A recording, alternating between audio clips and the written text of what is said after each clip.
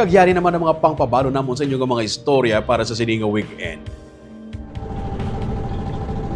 Masami nga reklamo sa karon ang kakulangan sa supply sa tubig kag wala sang kuryente ilabi na kun bago lang tapos igo ang isa ka bagyo.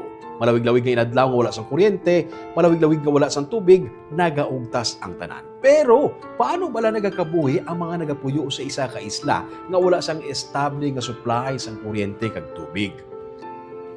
Ang ila nga pag sinalayo sa pang-adlaw-adlaw ang atong tukibon, inabuas alas 7 sang aga.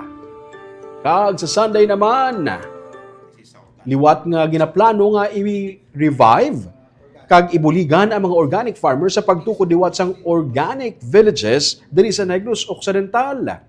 Buligan sila magahatag sang magapahulam sang kapital si Mr. Ramon Oy Sr. sa mga mangungumang luyag magsugod sang organic village. Ina sa Sunday naman sa RU AGRI-able.